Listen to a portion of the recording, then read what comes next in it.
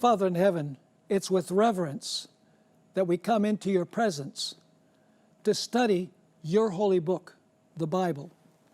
We ask for the guidance of your Holy Spirit as we work through its pages. I ask, Lord, that you will give us clear minds, open hearts, remove any obstacle that would keep us from hearing your voice. We thank you for the promise of your presence, and we claim that promise in the powerful name of Jesus. Amen. In a previous lecture, we studied how the Romans came with their legions to the city of Jerusalem, put their standards in the ground, and worshiped the standards as a sign that the city was soon to fall.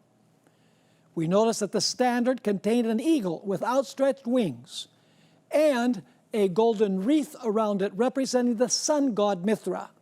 So the Roman legions were actually worshiping the sun god Mithra as they kneeled before their standards.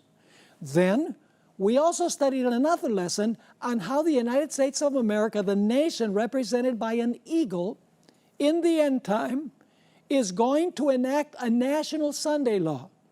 You see, the Great Seal of the United States not only contains an eagle with outstretched wings, but it also contains two sunbursts on either side of the seal.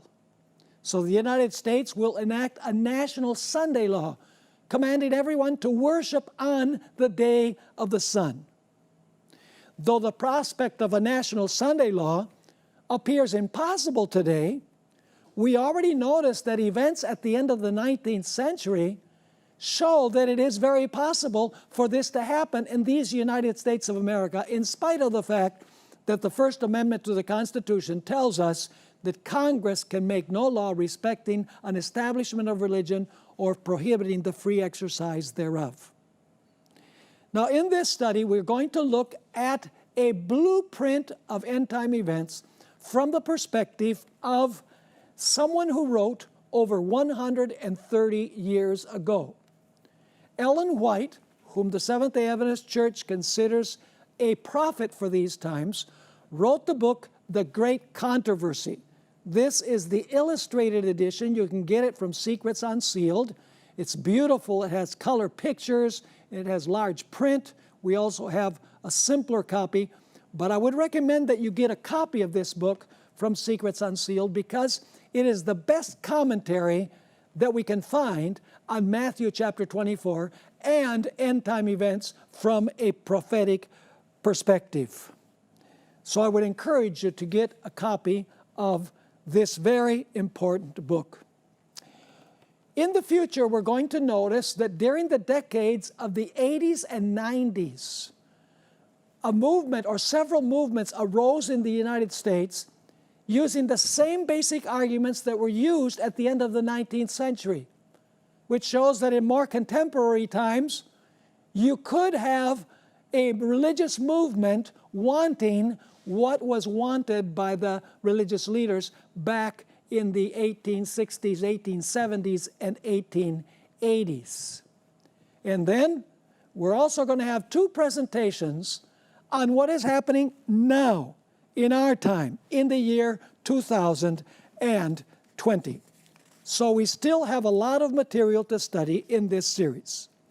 So now we're going to take a look at Ellen White's perspective of end-time events, her blueprint of end-time events. And the first thing that we're going to do is provide an outline of the main points that Ellen White brings to view when she speaks about end-time prophecy. What is going to happen with the papacy and the United States in the end time. So I'm going to give an outline, and then I'm going to read many statements from Ellen White where she speaks about what is going to take place. We're going to amplify the main points that we're going to just look at in outline form. The first point that Ellen White brings to view in her blueprint of end-time events is that the United States of America will embrace Roman Catholic principles by uniting church and state. You see, the word papacy does not refer to the Roman Catholic Church. The papacy means the union of church and state, a system that unites church and state. The deadly wound does not mean that the Catholic Church disappeared. What it means is that the papacy lost its ability to use the civil powers of the world to accomplish its purpose. So now we are living in the pause between what the papacy did in the past and what the papacy will do in the future.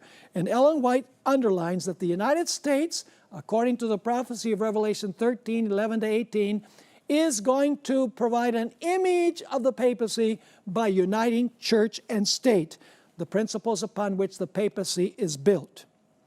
The next point is that the Protestant churches in the United States will unite on common points of doctrine. They will set aside their doctrinal differences where they have discrepancies, and they will unite on what they have in common. Next, the populace, instigated by their ministers, in other words, the church members, instigated by their ministers, will blame the social and natural upheavals to those who are keeping God's holy seventh-day Sabbath day of rest. In other words, the wars and rumors of wars, the pestilence, the famine, the earthquakes are all going to be blamed on God's people, just as in the days of Elijah. Elijah was blamed by Ahab, just like Nero blamed the Christians for the burning of Rome. Ellen White also mentions that the legislators of this country, in order to gain the favor of the people, will support the Sunday law because of the pressure that is put upon them. Revelation chapter 13 describes this as the beast from the earth speaking. The beast from the earth will speak like a dragon, and a nation speaks through its laws, through its legislative powers. Politicians will fear losing the support of their constituents, and therefore they will go along with a national Sunday law. Now, the political leaders of the Sunday movement in 1888 did not have any idea where this was really leading. Likewise, at the end of time, we find that the political leaders are not going to be aware of the motivations of the religious leaders that are attempting to use them to accomplish their purposes. I'm reminded of the story of King Ahasuerus in the days of Queen Esther. You know, he had a religious advisor, Haman, who said, you need to destroy all of the Jews because their laws are different than any other people's laws. And it's risky to keep anybody around who has different laws. And so he suggested to the king to give a law to exterminate all of the Jews, to commit genocide. And the king went along. He didn't realize what the agenda was. The same is going to happen with the political leaders at the end. They're not going to realize what the agenda of the religious leaders is. And of course, when King Ahasuerus realized the real motivations of Haman, the Bible tells us that the king arose against Haman and he hung on the gallows that were supposed to be for Mordecai. At the end of time, prophecy tells us in Revelation chapter 17 that the kings, when they wake up to the true agenda of the religious leaders, they will turn on the religious leaders of the nation because they have been deceived into enacting a national Sunday law, and they didn't realize what the motivations of the religious leaders were. The next point is that the religious leaders will press for an amendment to the Constitution of the United States. What is clearly unconstitutional will be declared by the Supreme Court as constitutional. Protestants, she continues, will unite with Roman Catholics to lobby for the national Sunday law. In fact, Catholics will not only lobby for a national Sunday law, Protestants will encourage Catholics to help them enact a national Sunday law. The beast from the earth will make an image of the first beast in honor of the first beast, which represents the papacy. The next point is that Sunday laws will eventually become anti-Sabbath laws. In other words, not only will Sunday be imposed by law as the day of worship, but people will be forbidden from keeping the Sabbath. Now, obviously, both of those would be unconstitutional, and they would be an infringement of the first two clauses of the First Amendment to the Constitution of the United States. The first clause of the First Amendment tells us that Congress can make no law for the establishment of religion. And the second phrase tells us that it cannot also curtail the freedom to worship according to the dictates of conscience. It cannot establish religion nor forbid the free exercise of religion. So a national Sunday law and an anti-Sabbath law would clearly be unconstitutional, because establishing a national Sunday law is establishing religion, and forbidding Sabbath observance would be forbidding the free exercise thereof. Whenever these two clauses are violated, the automatic result is persecution, as you can see from Daniel 3 and Daniel 6. In Daniel chapter 3, you find King Nebuchadnezzar, the civil ruler, building a gigantic image and commanding everyone to worship. The king is establishing religion. What was the result? The three young men ended up in the fiery furnace, and if God had not come to deliver them, they would have burnt up. But in Daniel chapter 6, you have another story that illustrates the second phrase of the First Amendment to the Constitution. And that is that in Daniel chapter 6, Daniel is forbidden from praying to his God. See, that's not an establishment of religion. That's a prohibition against him practicing his religion. And what was the result? The result is that Daniel ended up in the lion's den, but God once again came and protected Daniel. Ellen White continues her blueprint of end-time events. She stated that the clergy will use underhanded and devious methods to secure Sunday law legislation. They will not overtly show what the true agenda behind it is. Ellen White also mentions that the advocates of Sunday laws will link it with many good causes. You know, back in 1888, it was prohibition that was linked with the Sunday law. The WCTU, the Women's Christian Temperance Union, and the third-party prohibitionists fought for a Sunday law tooth and nail, but they also fought for temperance. Now perhaps the issues will be family, climate change, gender issues, marriage between a man and a woman, and the sanctity of life. In other words, there might be different issues, but still, the point is that Sunday legislation will be linked with other causes that are not necessarily bad. Ellen White continues, saying that eventually the entire world will follow in the footsteps of the United States and eventually enforce a universal Sunday law. Revelation chapter 13, verse 3 tells us that when the deadly wound is healed, the entire world wondered after the beast. Some people say, Pastor Bohr, you're crazy. How are the Muslims going to keep Sunday? How are the Hindus and the Buddhists going to keep Sunday as the day of rest? Listen, folks, when things get really bad, when there's terrible riots and turmoil in society, when there are many natural disasters, one right after another of different types, and when there are miraculous things that are happening in the world, strange things can happen. In other words, this will be for global survival. And the Bible tells us that the beast and the false prophet are going to perform signs and wonders. So people are going to say, these signs and wonders are evidence that God is with this movement.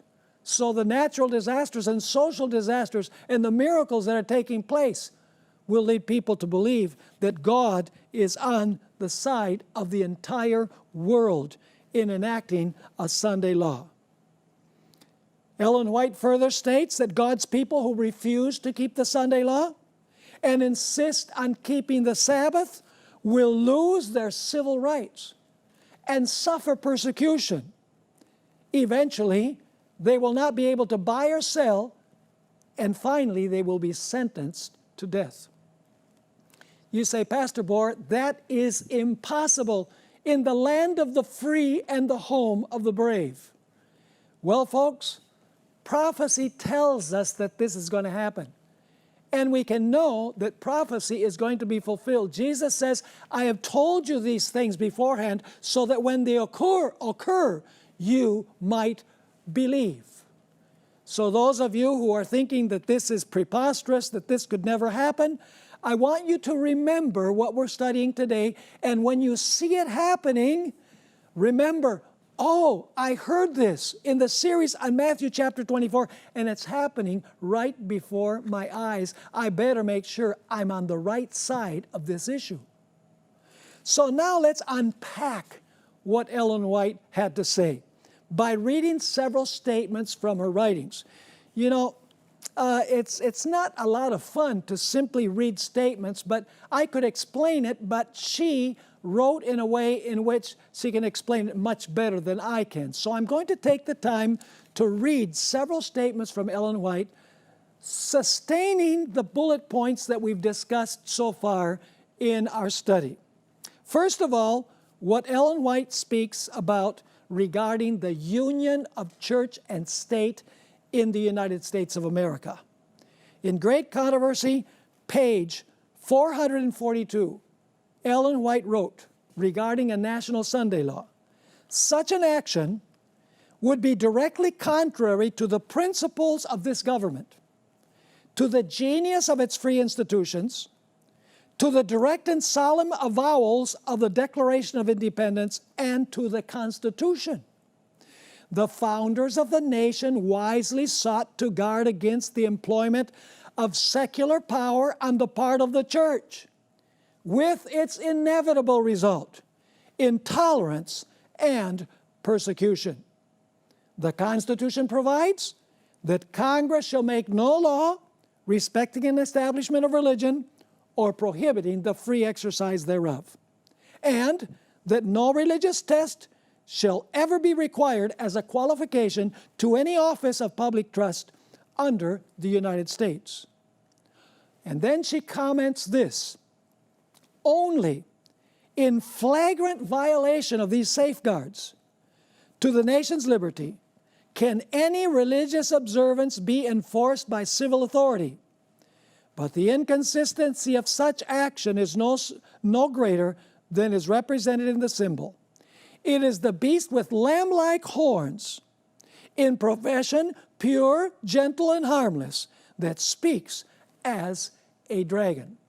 A few years ago, I wrote a book called Prophecies, Dr. Jekyll and Mr. Hyde, where I unpacked this prophecy of Revelation 13, verses 11 to 18, where you have this beast that has two horns like a lamb, representing the United States.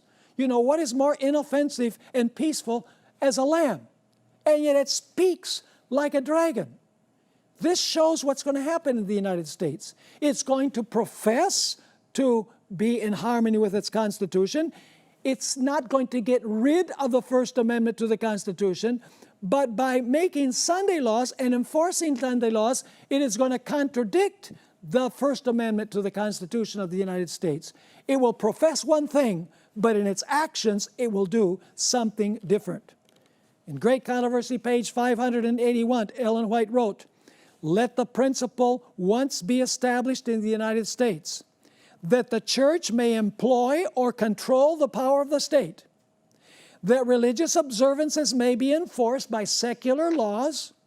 In short, that the authority of church and state is to dominate the conscience, and the triumph of Rome in this country is assured." And when she speaks of Rome here, she's speaking about papal Rome.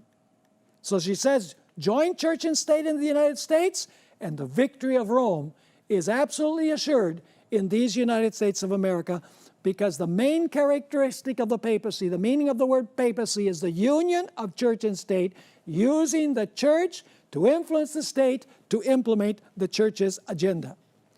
Notice Great Controversy, page 615.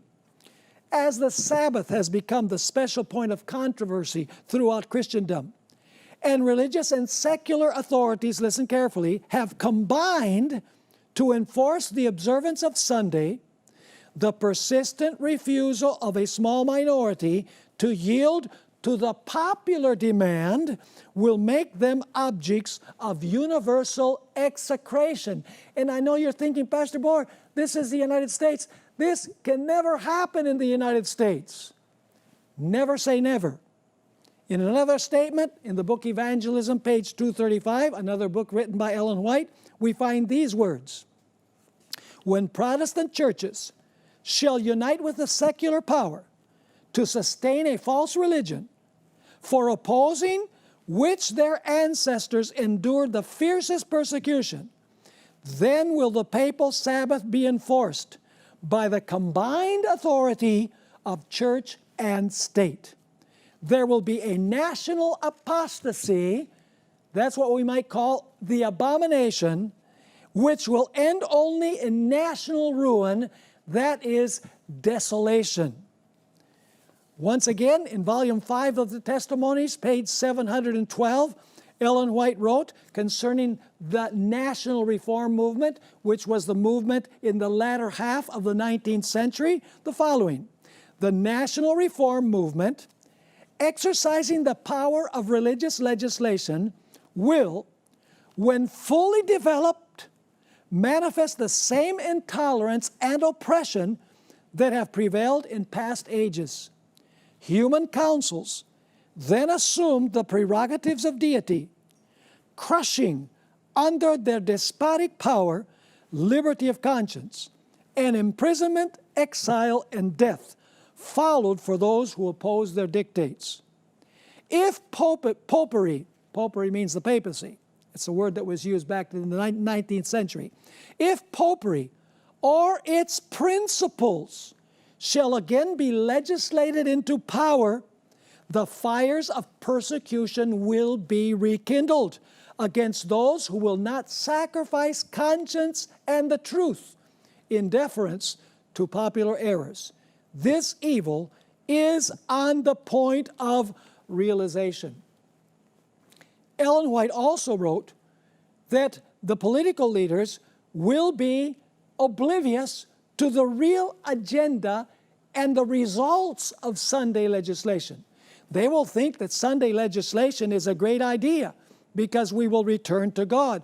People will go back to church. And in this way, the calamities in nature and the calamities in society will be turned aside and God will bless His people again.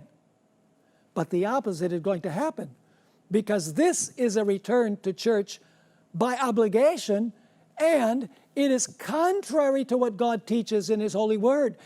If they said everybody should observe the Sabbath, not by law, but voluntarily, that would be fine.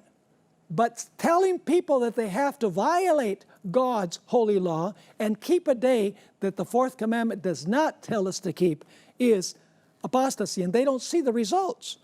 In 5 Testimonies, page 711, Ellen White wrote, "There are many, even those engaged in this movement for Sunday enforcement, who are blinded to the results which will follow this action. They do not see that they are striking directly against religious liberty." In the Review and Herald, January 1, 1889, Ellen White spoke about what was behind these laws. She wrote, "There is a satanic force propelling the Sunday movement, but it is concealed." In other words, it looks good, but it's not. She continues, "Even the men who are engaged in this work," see, even those who were pressuring for a Sunday law, even the men who are engaged in the work are themselves blinded to the results which will follow their movement. In other words, it will lead to national ruin because it's an abomination in the sight of God. Ezekiel chapter 8 tells us the greatest abomination that was being committed among those who professed to serve God was that the leaders had their backs to the temple of God and they were worshiping the sun toward the east. That was the greatest abomination and it will be the greatest abomination at the end of time, changing God's holy law by human legislation. In volume 4 of the Testimonies, page 452, Ellen White wrote, "The Sunday movement is now making its way in darkness. The leaders are concealing the true issue. And many who unite in the movement do not themselves see whither the undercurrent is tending. Its professions are mild and apparently Christian. But when it shall speak, it will reveal the spirit of the dragon." Ellen White also, as we noticed when we studied the bullet points, told us that Protestants will stretch their hand to grasp the hand of the Roman Catholic papacy. In the book Maranatha, page 179, Ellen White wrote, "Protestants will throw their whole influence and strength on the side of the papacy by a national act." What is a national act? It's an act of Congress, folks. By a national act, she says, enforcing the false Sabbath, they will give life and vigor to the corrupt faith of Rome, reviving her tyranny and oppression of conscience. You know, notice the words give life, give vigor, revive again. You can't revive something that hasn't died. The papacy received a deadly wound. But we're told here that Protestants will help the papacy revive. They will help the wound resurrect. The papacy resurrect from the wound. Great Controversy, page 566. Protestants have tampered with and patronized popery. They have made compromises and concessions, which papists themselves are surprised to see and fail to understand. We're going to have a couple of lectures where we're going to talk about what's happening with Protestantism and Catholicism today. She continues, men are closing their eyes to the real character of Romanism and the dangers to be apprehended from her supremacy. The people need to be aroused to resist the advances of this most dangerous foe to civil and religious liberty. Ellen White states that the papacy will not take the initiative in the Sunday law, Protestants will, and then they will request the aid of the papacy. In this rather long statement from a collection of Ellen White's writings called Spalding Magan, pages 1 and 2, Ellen White wrote the following. "I saw that the two-horned beast," that is the beast that rises from the earth, "had a dragon's mouth, and that his power was in his head, and that the decree would go out of his mouth." Remember, a nation speaks through its legislative powers, so the mouth of this beast is the legislator of the nation represented. She continues, "Then I saw the mother of harlots," that's the papacy, "that the mother was not the daughters." See, the mother is the papacy, the daughters are the Protestant denominations. So, "Then I saw the mother of harlots, that the mother was not the daughters, but separate and distinct from her. She has had her day, and it is past." This is the 1260 years that she's talking about. "And her daughters," this is Protestantism, "and her daughters, the Protestant sects, were the next to come on the stage." That's Revelation 13, 11 to 18. Revelation 13, the first half of the chapter, deals with the papacy during the 1260 years. The second half of the chapter deals with what Protestants will do to restore power to the papacy again. So once again, she has had her day, and it is past. "And her daughters, the Protestant sects, were the next to come on the stage and act out," listen carefully, "act out the same mind that the mother had when she persecuted the saints." In other words, she'll make an image of the first beast. "I saw that as the mother has been declining in power, the daughters had been growing, and soon they will exercise the power once exercised by the mother." In other words, they will do it to support the mother.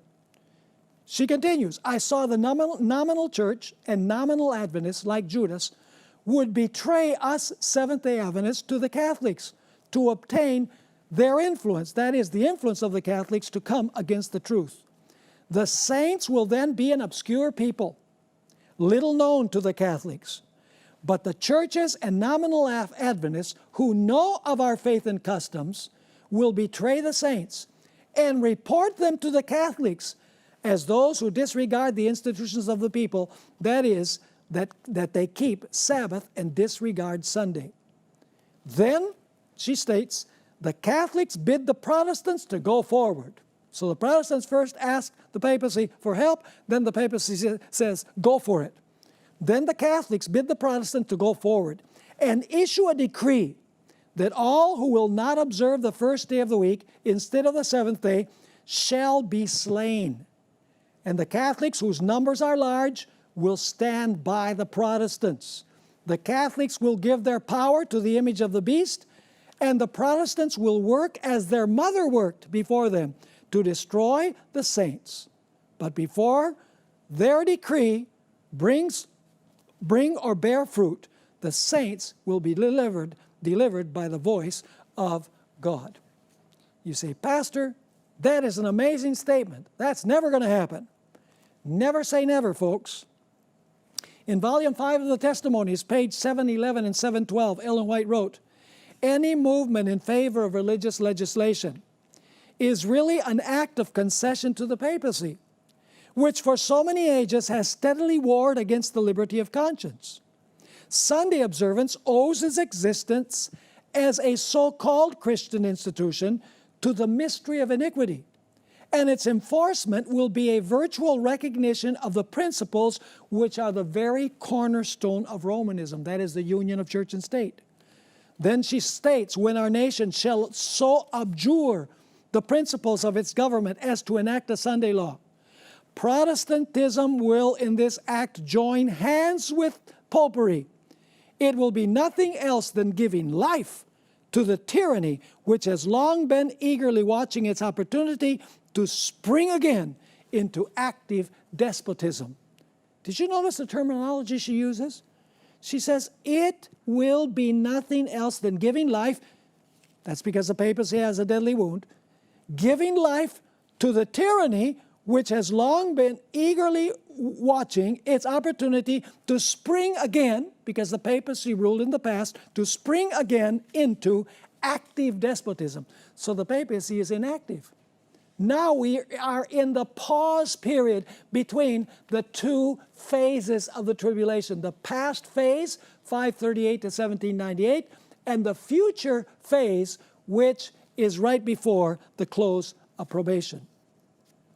Ellen White also states that there will be, among Protestants, a desire to unite with Catholics on the basis of doctrines that they hold in common, as well as uniting denominations among the Protestants, uniting on common points of doctrine and setting aside the issues on which they don't agree.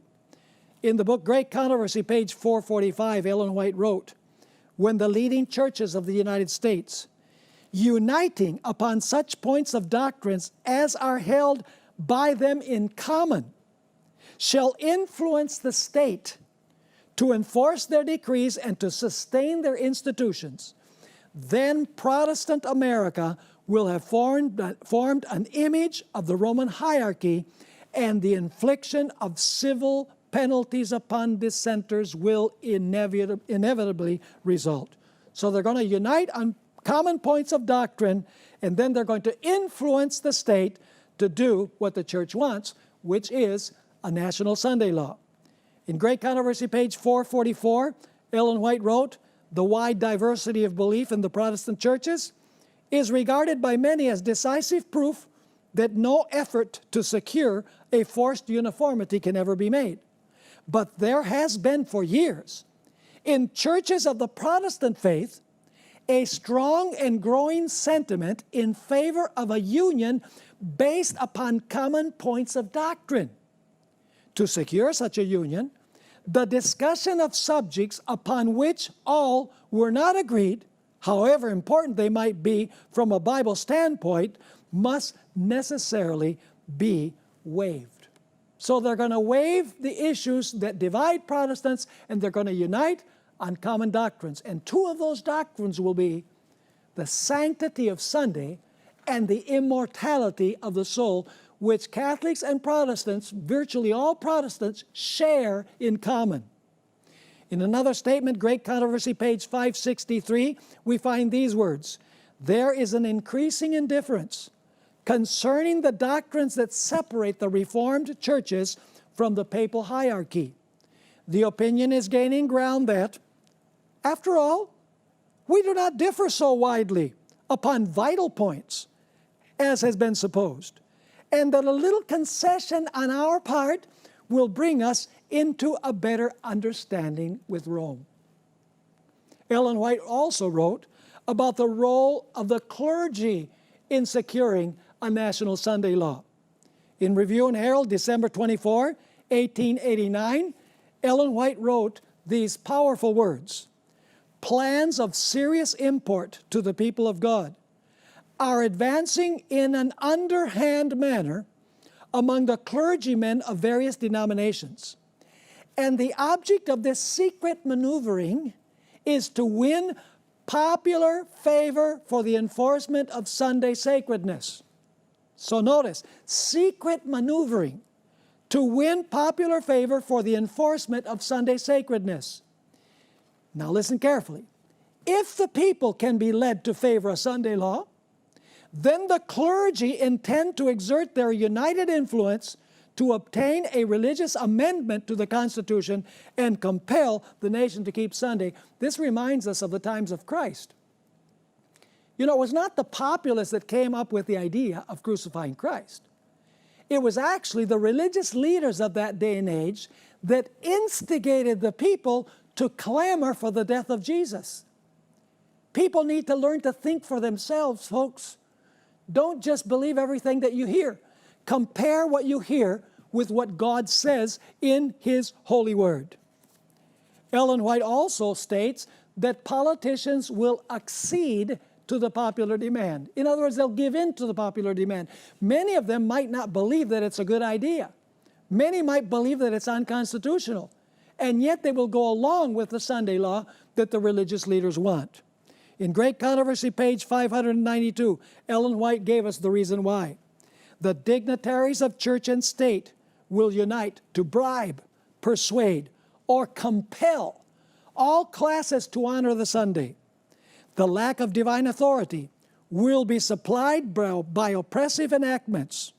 Political corruption is destroying love of justice and regard for truth.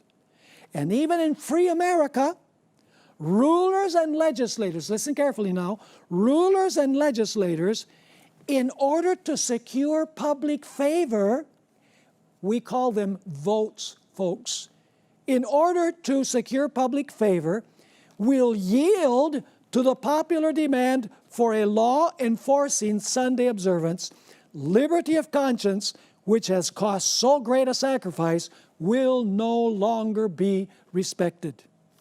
In another statement that we find in the book Fundamentals of Christian Education, page 475, Ellen White wrote, "We cannot labor to please men who will use their influence to repress religious liberty and to set in operation oppressive measures to lead or compel their fellow men to keep Sunday as the Sabbath. The first day of the week is not a day to be reverenced. It is a spurious Sabbath, and the members of the Lord's family cannot participate with the men who exalt this day and violate the law of God by trampling upon His Sabbath. The people of God are not to vote to place such men in office, for when they do this, that is, those who vote, they are partakers with them of the sins which they commit while in office." You know, also Ellen White discussed the issue of introducing religious curriculum into public schools. Now, I want you to remember all these details, because when I present the lecture on the events that took place in the 1980s, 1990s, and early 2000s, you're going to find a movement in relative recent times that were clamoring for the same that we're talking about now. So you say, well, this is pie in the sky. This is not going to happen. It's not going to happen. It happened in the 80s, 90s, and 2000s, and it is happening today, as we'll see in a future lecture. Ellen White wrote in The Watchman, May 1, 1906, the present effort of the church to get the state to introduce the teaching of Christianity into state schools is but a revival of the doctrine of force in religious things, and as such, it is anti-Christian. Wow. Ellen White also wrote in Letter 44, 1893, you see, people say, well, you know, God was kicked out of public school when students were told that they couldn't actually bring the Bible to school. That's not true. The school cannot legislate the reading of the Bible because that would be unconstitutional, but students are free to come to school with their Bible. They can even form voluntarily study groups to study the Bible. They can get groups of students together to pray as long as it's not mandated by the government. Ellen White wrote about introducing the Bible to be read in public schools. This is by official decree of the government. Letter 44, 1893, I do not see the justice nor right in enforcing by law the bringing of the Bible to be read in the public schools. And I bring this to view because this is what was being pushed for in the 1980s, 1990s, and early 2000s. Ellen White also mentioned that good causes will be linked with the idea of a national Sunday law. In Great Controversy 587 and 588, Ellen White wrote, here, the temperance work, one of the most prominent and important of moral reforms, is often combined with the Sunday movement. She's talking about what happened in 1888. And the advocates of the latter represent themselves as laboring to promote the highest interest of society. And those who refuse to unite with them are denounced as enemies of temperance and reform. In other words, if you don't join the Sunday movement, they say, oh, then you're in favor of liquor. They were saying back then. Now, in this time, you know, if you don't keep Sunday as the day of rest, if you're not in harmony with the Sunday legislation, well, they say, oh, this person is against the family. This person is against the idea of climate change. This person is against this and against that. They're going to link good causes with a bad cause, which is a national Sunday law. She continues writing, however, the fact that a movement to establish error is connected with a work which is in itself good is not an argument in favor of the error. We may disguise poison, now she uses an illustration, we may disguise poison by mingling it with wholesome food, but we do not change its nature. On the contrary, it is rendered more dangerous, as it is more likely to be taken unawares. It is one of Satan's devices to combine with falsehood just enough truth to give it plausibility. The leaders of the Sunday movement may advocate reforms, which the people need, principles which are in harmony with the Bible. Yet, while there is with these a requirement which is contrary to God's law, His servants cannot unite with them. Nothing can justify them in setting aside the commandments of God for the precepts of men. Another point that Ellen White mentions is that God's people will be blamed for what's happening in the world, for the turmoil, the natural disasters, etc. Great Controversy, page 592.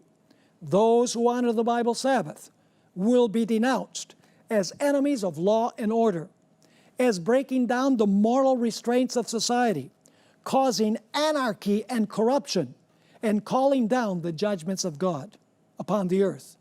Their conscientious scruples will be pronounced obstinacy, stubbornness, and contempt of authority. They will be accused of disaffection toward the government. Why? Because they're not going along with the Sunday law. But you must obey God rather than man. Even when it comes to civil legislation, you must be in harmony with your own conscience. She continues this statement in the following way. They will be accused of disaffection toward the government. Ministers who deny the obligation of the divine law will present from the pulpit the duty of yielding obedience to the civil authorities as ordained of God. In legislative halls and courts of justice, Commandment keepers will be misrepresented and condemned. Ellen White also mentioned that the Constitution will be amended. Regarding the crisis as it existed in her day in the 1880s, she wrote in 5 Testimonies 7:11, "A great crisis awaits the people of God. A crisis awaits the world. The most momentous struggle of all the ages is just before us. Events which for more than 40 years we have, upon the authority of the prophetic word, declared to be impending, are now taking place before our eyes." She's talking about what was taking place in 1888. She had been saying that there was going to be a national Sunday law. Well, it didn't happen, and she realized that it didn't, but that doesn't mean that the idea has died. She continues, "Already, the question," speaking about the 1880s, "already the question of an amendment to the Constitution restricting liberty of conscience has been urged upon the legislators of the nation. The question of enforcing Sunday observance has become one of national interest and importance," which was true at that particular time. In Review and Herald, December 11, 1888, Ellen White wrote, "They do not see that if a Protestant government sacrifices the principles that have made them a free, independent nation, and through legislation brings into the Constitution principles that will propagate papal falsehood and papal delusion, they are plunging into the Roman horrors of the Dark Ages." You say, "Well, she's speaking hyperbolic, in hyperbole." Bringing legislation into the Constitution will take us to the Roman horrors of the Dark Ages? Yes, you just wait and see.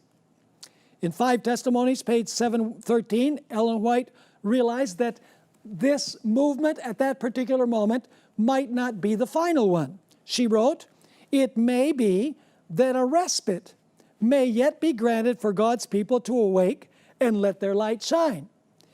If the presence of 10 righteous persons would have saved the wicked cities of the plain, is it not possible that God will yet, in answer to the prayers of His people, hold in check the workings of those who are making void His law? Shall we not humble our hearts greatly before God, flee to the mercy seat, and plead with Him to reveal His almighty power?" So Ellen White realized that in the 1880s, the National Sunday Law might not happen. But she said it will sooner or later.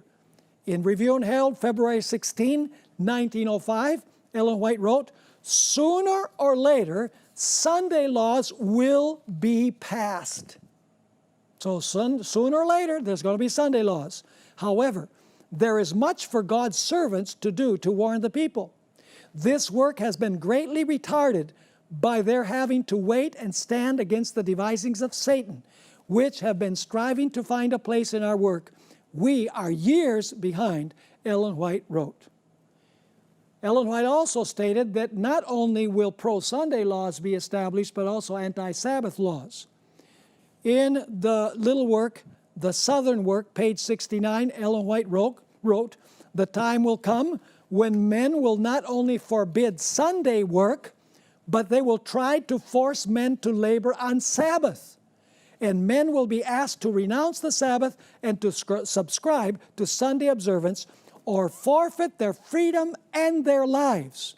But the time for this has not yet come, for the truth must be presented more fully before the people as a witness." And then she states that the whole world will join the United States in the idea of a universal Sunday law. I'm going to read several statements now quickly. Maranatha, page 217. "The whole world is to be stirred with enmity against Seventh-day Adventists because they will not yield homage to the papacy by honoring Sunday, the institution of this anti-Christian power. It is the purpose of Satan to cause them," that is the remnant, "to be blotted from the earth in order that his supremacy of the world may not be disputed." Volume 6 of the Testimonies, page 18. "As America, the land of religious liberty, shall unite with the papacy in forcing the conscience and compelling men to honor the false Sabbath," that is Sunday, "the people of every country on the globe will be led to follow her example." Folks, every country on the globe will follow the example of the United States. Volume 3 of Selected Messages, page 392, Ellen White wrote, "The so-called Christian world is to be the theater of great and decisive actions. Men in authority will enact laws controlling the conscience after the example of the papacy. Babylon will make all nations drink of the wine of the wrath of her fornication. Every nation will be involved because there will be a global emergency, not a national emergency merely, but a global emergency because of all of the things that are taking place." Volume 6 of the Testimonies, page 395, Ellen White wrote, "Foreign nations will follow the example of the United States. Though she leads out," see, the United States is going to lead out, "yet the same crisis will come upon our people in all parts of the world." One other statement, this is found in the same three selected messages, 427 and 428. "The wicked declared that they had the truth, that miracles were among them, that angels from heaven talked with them and walked with them, that great power and signs and wonders were performed among them." So you're going to see a lot of signs and wonders in the Christian world. She says, "and that this was the temporal millennium that they had been expecting so long. The whole world was converted and in harmony with the Sunday law." So what is to be the Seventh-day Adventist response to all of this? Ellen White gave counsel to the ministers of the Seventh-day Adventist Church because I hear very little being said about this in this time of crisis in the world. This is present truth. We're seeing events that could very well lead quickly to what we're discussing here from the writings of Ellen White. Ellen White wrote in 5 Testimonies, page 715, "Not all our ministers who are giving the third angel's message really understand what constitutes that message. The national reform movement has been regarded by some as of so little importance that they have not thought it necessary to give much attention to it, and have even felt that in so doing they would be giving time to questions distinct from the third angel's message. May the Lord forgive our brethren for thus interpreting the very message for this time. The people need to be aroused in regard to the dangers of the present time. The watchmen are asleep. We are years behind." So let me ask you, what is it that could actually bring a change to society? Is it more laws, more police, more surveillance that would lead to peace and harmony in society? Why is it wrong for church and state to be joined together? I want to end by reading a rather lengthy statement from the book Desire of Ages 509 and 510. Powerful statement. Ellen White wrote, "But today in the religious world, there are multitudes who, as they believe, are working for the establishment of the kingdom of Christ as an earthly and temporal dominion. They desire to make our Lord the ruler of the kingdoms of this world, the ruler in its courts and camps, its legislative halls, its palaces and marketplaces. They expect him to rule through, Jesus to rule through legal enactments enforced by human authority. Since Christ is not here in person, they themselves will undertake to act in his stead, to execute the laws of his kingdom. The establishment of such a kingdom is what the Jews desired in the days of Christ. They would have received Jesus had he been willing to establish a temporal dominion, to enforce what they regarded as the laws of God, and to make them the expositors of his will and the agents of his authority. However, he, Jesus, said, 'My kingdom is not of this world.' He would not accept the earthly throne." And then comes this very important section of this statement. "The government under which Jesus lived was corrupt and oppressive. On every hand were crying abuses, extortion, intolerance, and grinding cruelty." Did you ever see Jesus picketing or demonstrating or rioting to get society to change? No. So what was the solution? Ellen White continues, "Yet the Savior attempted no civil reforms. He attacked no national abuses, nor condemned the national enemies. He did not interfere with the authority or administration of those in power.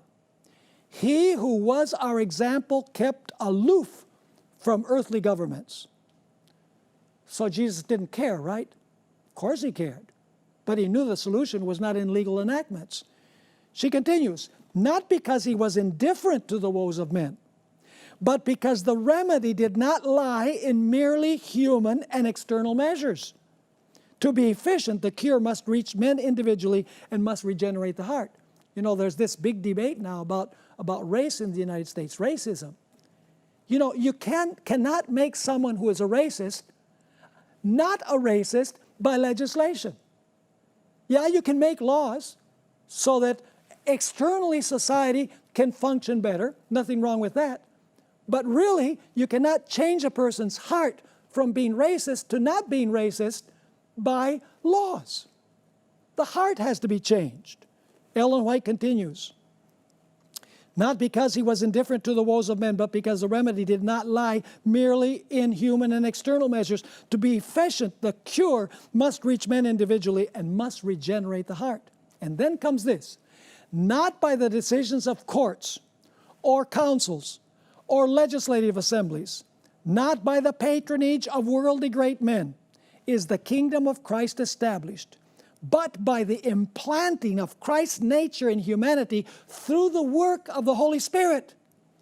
As many as received him, to them gave he power to become the sons of God, even to them that believe in his name, which were born not of blood, nor of the will of the flesh, nor of the will of man, but of God. And then she states, here is the only power that can work the uplifting of mankind, and the human agency for the accomplishment of this work is the teaching and practicing of the Word of God.